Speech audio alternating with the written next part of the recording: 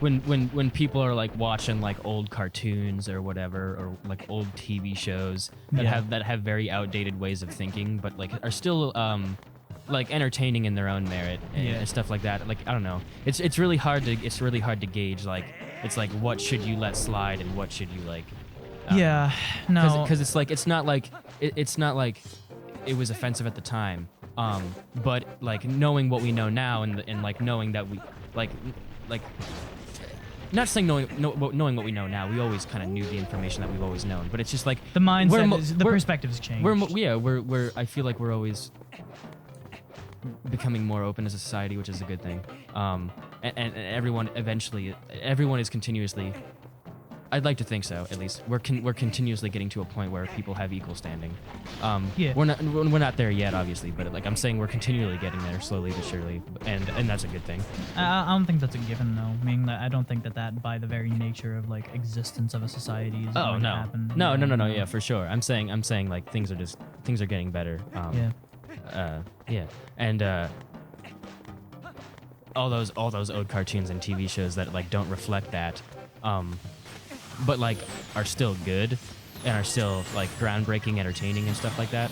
Yeah, it's hard to point at that and be like, oh, that's like bad because of this. Oh.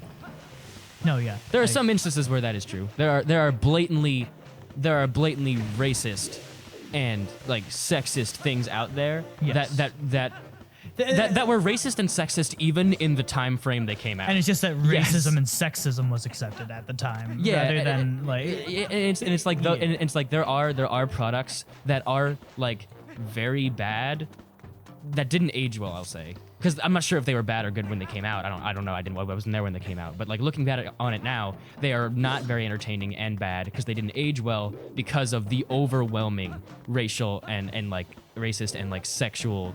Like ideas that they just kind of that they just accept and stuff like that. Sir, get the fuck away from me. But I'm talking about like the cartoons and like the TV shows that are very like they're very like subtle with it, I guess. Where it's like it's not like a thing that they focus on. Oh my fucking god. It's not like not even a single sentence is dedicated to the status of like minorities or the status of women. But it's just like it just kind of coasts with that. Like with that mindset, because that was the mindset of the time. And I think those are different than products and like forms of entertainment that were like blatantly like dedicated towards pointing out the difference or the non-existent difference, some of the non-existent differences between like men and women and then like minorities and the majority. What? What'd she say? She said she just basically said, "Get over your pussy shit." Like, did you do the shield thing on them? No? I don't have a shield. Oh, I thought we bought the shield. No, I don't have a way of making money. Why'd you come back? Because I didn't have a way of making money. I thought I could break some of these rocks. There's nowhere you can go. I'm trying. That will give you money. I'm beginning to think that this isn't the way to do it. Can you look up how to fucking make these guys die? I can. Do you know what I would type? What I don't know. Stage you are on? Gorons, Twilight Princess, how to hurt them. Because I'm pretty low on health. Hot spring water? Yeah. Okay, that's just what it auto-filled too. Goron mines? Yeah, that's what I'm trying to. Well, here, mind if I? Okay.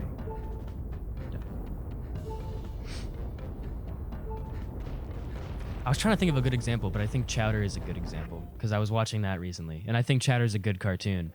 But there's very clearly it's very clearly masculine, like very large masculine tones, because like Mung Dahl's always like. Whenever he refers to truffles. So you might want to save this because I'm probably going to cut this out. Oh, okay. Yeah, because I'm just reading right now. And also I'm going to do sync after this. What do you mean I'm supposed to have fucking 5 hearts at this point? Okay. If you were really good. I'm the best. Do you want to do like one more session then like eat something? and then like switch games, or Yeah, sure. So, do I need the shield to make these guys do what I need them to do?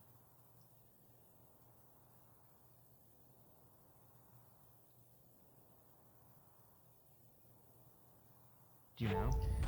Yep, hold on. Swing, swing, swing, swing, swing, swing.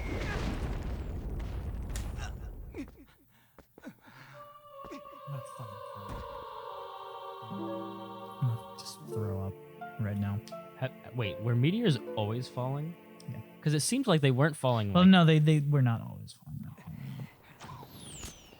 You can't even give me a second. You just fucking back off. Are we in it? Swing, swing, swing, swing, swing, swing, swing, swing, swing. Now we're in. I'm probably gonna include what just happened, like a pre-episode. I don't know. I'll include what just happened somehow. Man, I died. You get fucking sideswiped by this. Not only did I die, I've been an idiot this whole time. Yeah. At least I think so.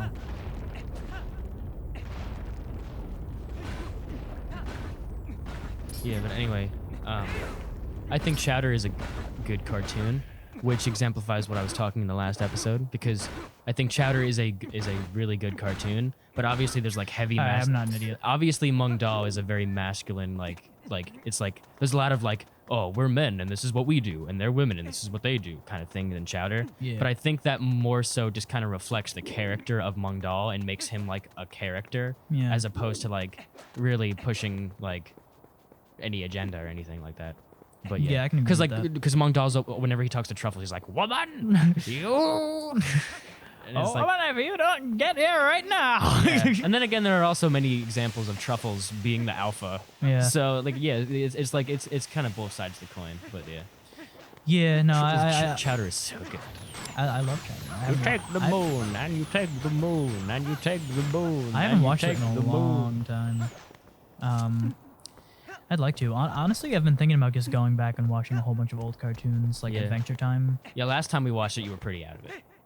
Chowder? Yeah, Was I? yeah, if you remember. I don't actually even remember attempting to watch Chowder, so I guess that really. I just I remember it was the one with the beans that danced around and sang songs, and specifically what had occurred was we were watching it and there was a scene where the anthropomorphic beans were dancing and singing, and I looked over at you and you looked at me and you were like, they're asking me to accept a lot. I remember saying that, but in my memory, I haven't watched that episode in years. Like, No, that was the episode you were watching. yeah, that's crazy. I can't believe that. Man, I must have really been out of it. You're asking me to accept. They're asking me to accept a lot. A right now. Man, what was I fucking on? I Jesus. remember, if you're cool with me saying, Yeah, I don't care. you would hit a gravity bong. Oh my god. Oh man. Jeez. Yeah. Which I still don't even know what that is, but So it's like I don't. because you just walked in my room and told me that you did. It was my birthday. I hit that on my birthday because I'm not a passionate weed smoker. Let me establish that I don't right smoke now. weed with the passion of 1,000 suns. But yeah, I don't. At the very top of my weed smoking career, I'd smoke maybe like Career high, if you will. I'd smoke maybe like twice a week. Like that was the top. Like, you know what I mean? I never was like one of those dudes who was like smoking every day or anything like that. But I had a really bad experience in October, which probably was like, Ant. You got a fucking ant. Congratulations. my mouth is agape right now. I actually don't know what to, whatever. You got an ant. I know I did. But yeah, I had a bad experience last October with, the good old sticky that really kind of like, it made me very bodily, like I felt very, how could I word it? Bodily uncomfortable. Like I could feel every single thing that my body was doing, and that really freaked me out. And ever since then, I haven't really been able to do it comfortably, even though I've tried, which is probably a blessing in disguise. Because, like, honestly speaking, I would never really want to be a person who like smoke weed every day. Not judging, but like I just don't want that for myself. But yeah, it was my birthday, and my roommate at Temple. I don't know why I said that. My roommate at college. He he smoked weed every day. So he was like, hey man. And it's he's not exaggerating because they were my neighbors. Yeah. And they were just like day in, day out, the entire hall had been permeated with the scent of marijuana. And it is like almost exclusively because of Nick's roommate every time. Hold on, I need to read this again to figure out what's going on. Same thing. I don't think I exited out of it. Yeah.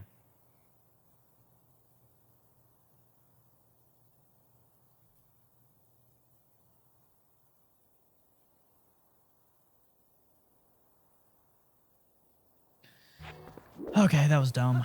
Okay, we're back though. So yeah, I never really was big into it, but I would do it occasionally, and after that one time though, I could never really do it again. But it had been since that August that I'd even tried. Like, as in I hadn't even tried since the end of August. And So it had been a while. It had been a while. And my roommate was like, hey man, me and my roommate, despite our differences, got along pretty well, like really well. And he was like, hey man, like, I want to offer you a hit of the jeeb. And I was like, fuck it. We're friends. It's your birthday. Let's stop fucking around. Yeah, Okay, so- here's the jeeb. Yeah, no, he gave me the jeeb and You're I jeebed welcome. him.